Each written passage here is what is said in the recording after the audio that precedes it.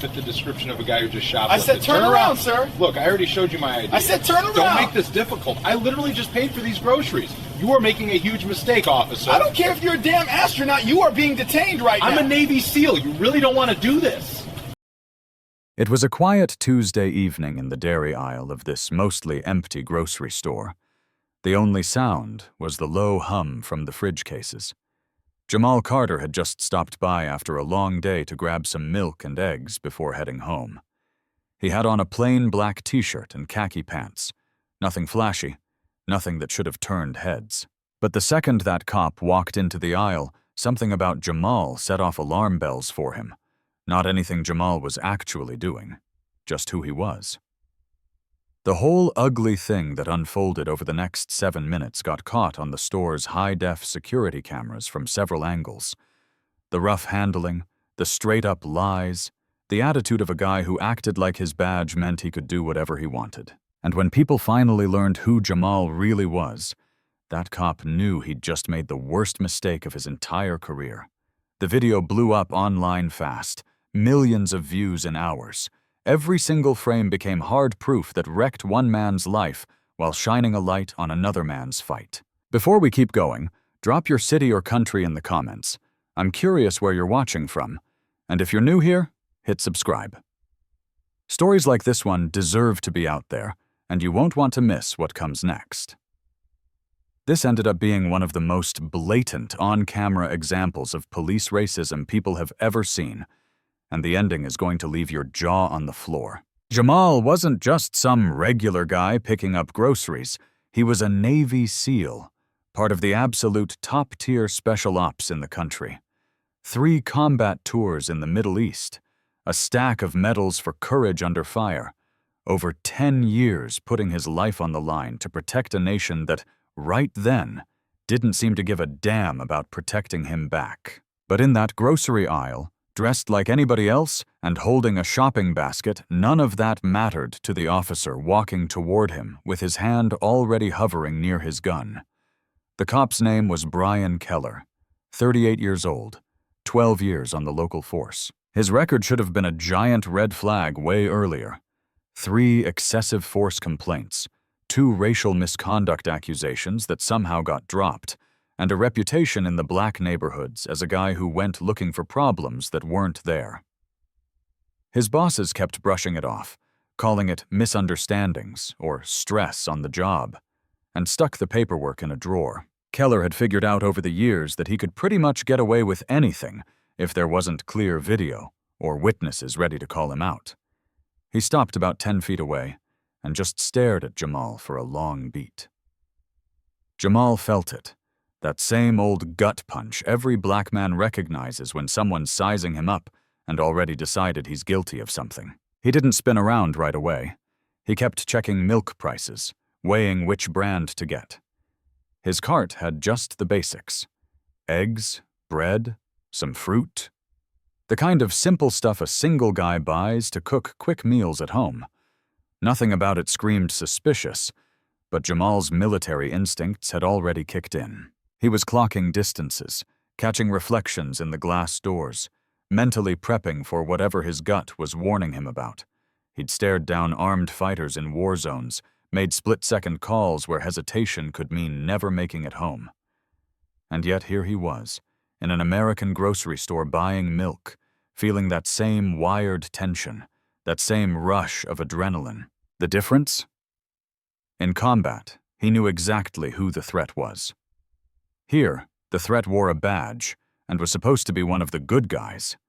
Jamal took a slow breath, staying as steady as his training had drilled into him, and finally turned to face the officer, who obviously wasn't just passing through. What Jamal didn't realize yet was that 3 security cameras were already rolling, catching every angle of what was about to become one of the most documented police encounters of the year. Keller stepped closer, body language all aggression, and barked out the first words that started the whole nightmare.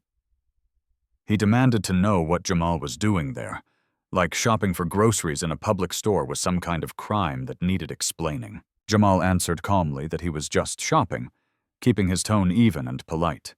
even though he could feel anger starting to bubble underneath. He'd learned young that losing your cool in these situations usually makes everything 10 times worse. Years of SEAL training had taught him to lock down his reactions no matter how heated things got. But nothing in BUD/S or combat had prepped him for being treated like a thug in the country he'd bled for. Keller didn't like the answer. He closed the gap even more, deliberately getting in Jamal's space to intimidate him. The cameras caught it all. Every step, every sneer, every tell that showed exactly what this was really about. Keller claimed he'd gotten calls about suspicious activity in the area. Total lie. He used that line all the time to justify stopping whoever he felt like. Jamal asked, very politely, what kind of suspicious activity? A fair question, but Keller took it as a challenge, like a black man daring to ask for details was some personal insult to his authority. You could see the shift on Keller's face right there on camera. The professional mask dropped, and something uglier came out. His eyes narrowed, jaw clenched. Whole stance got meaner. He fumbled for a second, couldn't come up with anything real, then switched gears fast. Now, he was ordering Jamal to show ID. Voice getting louder, like Jamal owed him instant obedience. Jamal knew he didn't legally have to show anything in a private business when no crime had been alleged. But he also knew refusing could turn this sideways quick. He'd watched too many videos where someone stood on their rights, and it ended with them on the ground, or worse. After a short, deliberate pause that clearly pissed Keller off, Jamal moved super slow toward his back pocket for his wallet. Hands visible the whole time. Motion exaggerated so no one could claim he was reaching for anything threatening. But Keller read even that careful slowness as attitude. His hand shot toward his holster, fingers brushing the grip, and he snapped at Jamal to keep his hands where he could see them. Jamal froze instantly, hand halfway to his pocket, body locked still, and said clearly and loudly that he was only getting his ID like the officer asked. The hypocrisy was insane, and the cameras caught every bit of it. Demand ID, then freak out when the guy tries to comply. It's the no-win trap black folks run into with police way too often. Damned either way. By now, other shoppers were drifting into the aisle, pulled by Keller's raised voice bouncing off the walls. An older lady with gray hair stopped her cart a ways back, watching with obvious worry and confusion. She couldn't figure out why this cop was coming down so hard on someone who was clearly just buying food. A young white couple in their 20s edged closer, close enough to hear everything. Their faces showed straight-up shock as they realized they were watching textbook racial profiling play out live. Keller clocked the growing audience, multiple people now seeing his every move. Instead of easing off, he doubled down. In his head, backing off would mean admitting he screwed up, showing weakness in front of regular people. So he pushed harder to prove he was in charge, that Jamal really was dangerous and deserved this. That twisted thinking of someone who's never had to own a mistake, because the badge always protected him. Jamal finally got his wallet out, moving even slower now with witnesses around, and held his driver's license out, fingers spread so everything stayed visible. Keller snatched it hard, way more force than needed, then stared at it forever like he was hunting for something wrong. Checked the name over and over, eyed the photo, compared the address, fishing for any excuse to keep going. When nothing turned up, instead of handing it back and walking away like a normal cop would, Keller started firing off more questions. Where do you work? Why shop here instead of closer to your house? Any criminal record? Ever been arrested? Each one more invasive. Each one meant to embarrass Jamal in front of the people watching in stunned silence. Jamal answered with forced calm, saying he worked in security consulting, a half-truth to keep his classified SEAL work under wraps. He didn't mention the teams, didn't say he spent his days planning missions that saved American lives. To Keller, he was just another black guy who had to explain why he was allowed in that part of town. The older lady finally spoke up, voice shaking a little, asking if this was really necessary. Couldn't the officer see the man was just shopping? Keller whipped around with a look that shut her down fast. Said he was doing his job, keeping everyone safe, and she should keep moving if she didn't want trouble. The threat hung there plain as day. Question me, and you might be next. She backed off slowly, but not before pulling out her phone and hitting record. She wasn't alone. The young couple had their phones up too, getting angles the ceiling cameras missed. Audio crystal clear so no one could later twist what was said. Then Keller crossed the line that turned this from harassment into something way worse. He ordered Jamal to turn around and put his hands on the dairy case. Jamal asked calmly why he was being searched and what crime he was even accused of. Keller ignored the question, just barked the order again. Meaner. Jamal knew he was at a fork. Follow an illegal order with zero probable cause, or refuse and probably get slammed. He picked a middle path, started turning but kept saying out loud that he was complying under protest, didn't consent to any search. Keller's pat-down was rough on purpose, way beyond normal.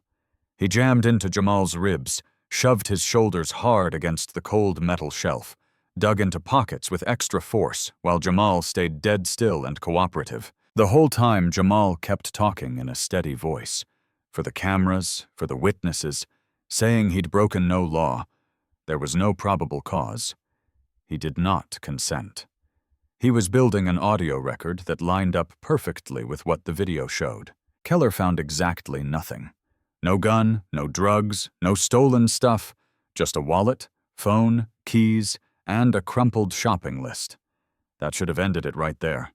Should have made any decent cop realize he'd messed up and back off.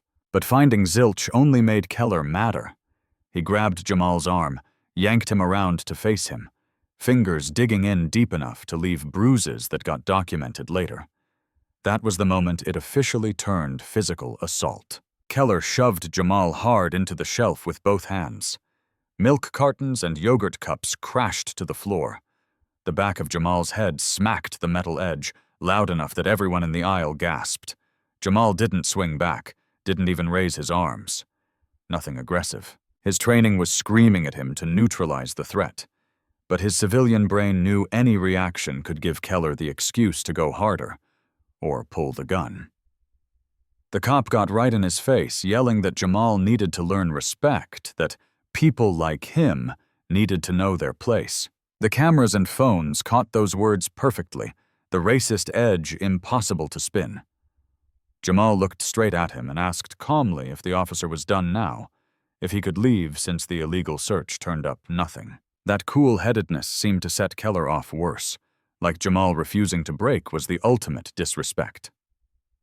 Keller shoved him again, hard enough that Jamal stumbled back and almost went down. That's when the vibe in the aisle shifted for good. The young guy from the couple yelled that this was assault, and they were recording everything. Another shopper, a middle-aged guy who'd stopped to watch, said out loud he was calling the police right then to report an officer attacking someone for no reason. The irony of calling cops on a cop wasn't lost on anybody, but it changed everything. Keller wasn't the only one with power anymore. He had witnesses ready to speak up and document what he did. His face changed when he saw he'd lost the story.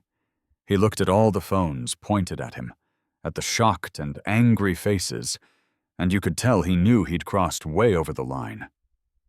But it was too late to undo it. Every second of those 7 minutes was on tape from multiple views. No lie or spin could erase what the footage showed. The store manager finally showed up, pulled by the yelling and mess in what was usually a calm place. His name was David Kim, mid-40s, had run that store for over 15 years, and knew a lot of the regulars. When he saw Jamal pinned to the shelf, groceries everywhere, Keller puffed up and aggressive, and people filming, he went from confused to seriously alarmed. He asked what was going on, starting with Keller out of professional respect. Keller jumped straight into his fake story. Jamal acting suspicious, not cooperating, reaching for something threatening in his pocket. All lies, delivered with the confidence of someone who'd bullshitted his way out of trouble before. But this time the script flipped fast. Before David could respond, the older lady cut in, voice shaking with anger, saying that was total nonsense. She'd watched the whole thing from the start. The young couple backed her up, said they'd filmed everything too, that Jamal hadn't done a single threatening thing, and the cop had been violent for no reason. The guy on the phone with 911 said he was reporting an officer committing assault right now. Keller's smug look cracked into defensive mode as he realized the witnesses weren't going to stay quiet this time. David made the call that sealed the deal. He told Keller the aisle was covered by multiple high-def cameras with clear audio rolling non-stop. He offered to pull the footage right then to see exactly what happened. Keller's whole posture changed in a flash. Shoulders tight, jaw locked, eyes flashing anger. He said it wasn't necessary, that he'd handled it, and Jamal was free to go. The sudden 180 shocked everybody. Seconds earlier, he'd been shoving and yelling. Now he was acting like it was no big deal. Jamal didn't budge right away. He understood exactly what that shift meant. Keller was scared of what the cameras would show and wanted out fast before his story fell apart completely. But Jamal wasn't letting it slide. Not with his body still hurting from the shoves, not with bruises forming where fingers had dug in. He asked, calmly, for Keller's full name and badge number, something any cop is supposed to give when asked. Keller hesitated, clearly hating it, but with so many eyes and phones on him, he mumbled it quick and low. Jamal told him to say it louder and slower. Keller did, anger dripping from every word. Several people jotted it down on their phones, multiple backup records that couldn't vanish. Then David did something huge, speaking loud and clear, so everyone, including the still recording cameras, could hear. He told Jamal he was welcome in the store anytime, that he'd always been polite and peaceful, and that David would personally make sure the footage stayed safe and got turned over for any investigation Jamal wanted. He also offered to write a statement about what he saw and help get contact info from other witnesses willing to talk. That public backing flipped the whole dynamic. Keller had zero moral high ground left. The manager of a solid local business had basically picked Jamal's side against a cop, a move that took real guts. But David knew it was the right thing after what he'd just seen. Other shoppers started coming up to Jamal, offering to send their videos, giving numbers for statements, telling him how shocked and mad they were. Keller tried one last weak flex, told Jamal if he'd just cooperated from the jump, none of this would have happened. Classic victim blaming that made heads shake all around.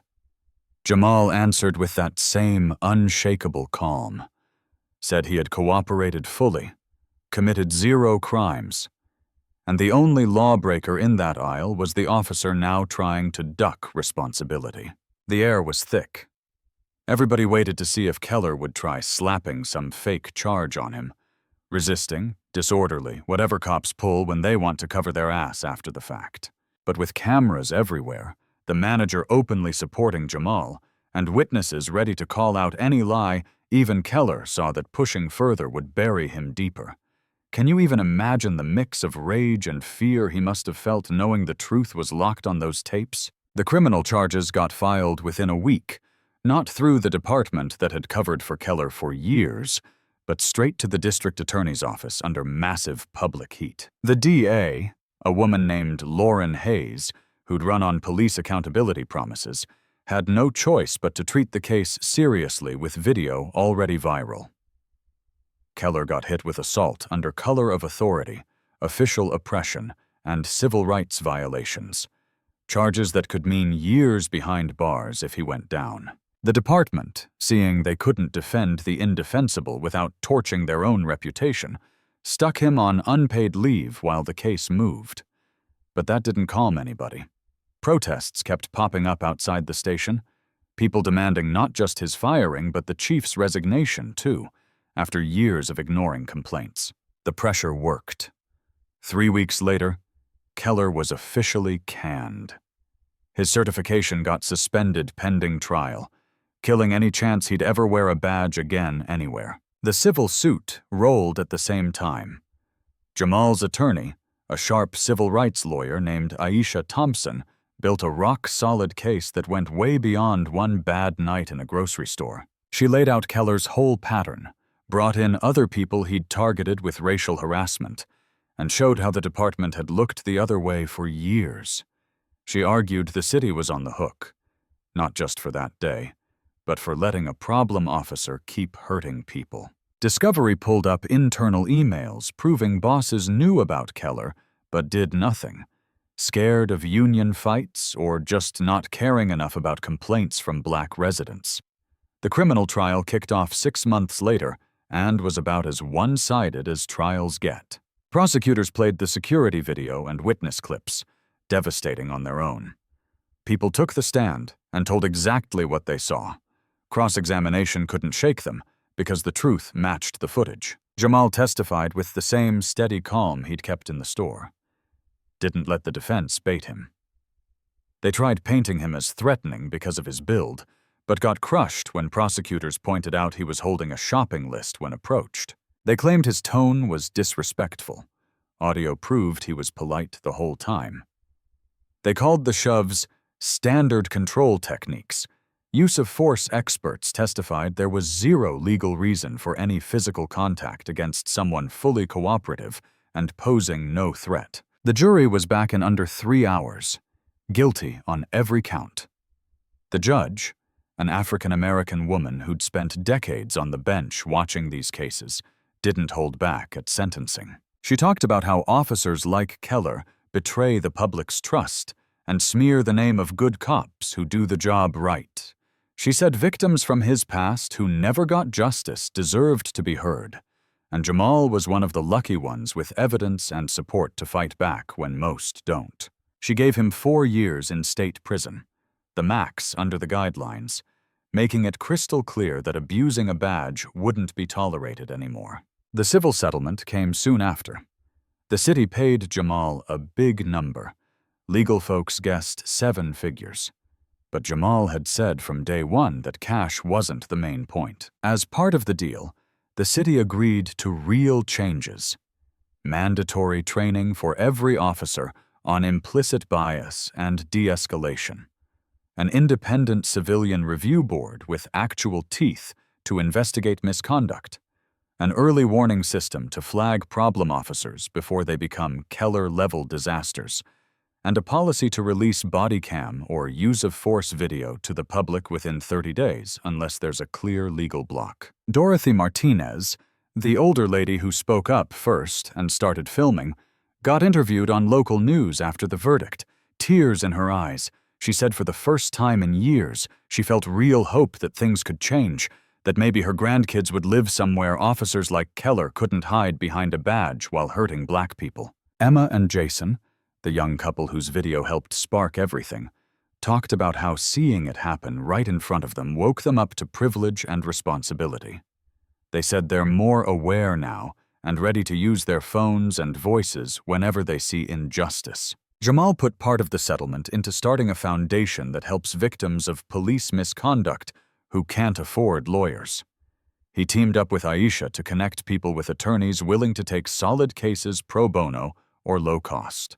The foundation also puts out info in churches, community centers, and schools, teaching folks their rights during police stops and how to stay safe while standing up for themselves. Jamal doesn't talk much publicly about that night. He lets the video and court results do the talking. When he does speak, he always says he's not special. He was just lucky enough to have brave witnesses and undeniable footage. Keller did his time in state prison. Being an ex-cop made him a target every day from other inmates. He never admitted he was wrong, never gave a real apology to Jamal or his other victims, never showed he actually got how his racism wrecked lives. After 3.5 years with good time, he got out, left the state, and faded from sight. His name now pulls up endless articles about the case and conviction. Basically a permanent case study in police academies on the exact kind of officer departments need to spot and fire early. The grocery store turned into kind of an accidental landmark. David Kim, the manager whose quick thinking to preserve and offer up the footage was huge for justice, actually got promoted by the company. They saw he did the right thing when it would have been easier to stay quiet. They put up a small, simple plaque near the dairy section, honoring the spot where regular people stepped up as powerful voices for truth and justice. Jamal still shops there sometimes. People recognize him now, stop to say thanks, or share their own stories of bad police encounters. 3 years later, a documentary came out about the case and what it meant for bigger conversations on policing and accountability. It had interviews with Jamal, the witnesses, Aisha, and even a few anonymous officers from the same department saying the whole thing forced real shifts in how they handled force and bias. The film closed with a tough stat. For every case like Jamal's where video brought justice, tons more happen with no cameras, no brave witnesses, no accountability. But it ended hopeful. Each win like this makes the next one a little easier. Each officer held responsible makes others pause before crossing the line. Jamal eventually stepped away from SEAL work, not because of that night, but because he found a new mission that felt just as critical. He went full-time with the foundation, traveling the country, training communities on their rights, talking to police departments about how unconscious bias turns into encounters like his, and pushing for laws that actually hold bad officers accountable. He spent over a decade shielding Americans from outside dangers. Now he's spending the rest protecting them from dangers at home. People wearing badges who don't live up to what the uniform is supposed to mean. This story isn't one of a kind, but the ending was, because cameras caught the truth, because witnesses refused to look away, because a manager chose courage over convenience, and because a victim had the evidence and will to demand justice. It didn't finish with another black man hurt and forgotten. It finished with a racist cop in prison, real policy changes, a foundation helping others fight back, and a loud message that even a broken system can sometimes deliver when regular people say no. Enough is enough. Judging someone by their skin color or how they look isn't about the person being judged. It's about the ugly flaws inside the person doing the judging.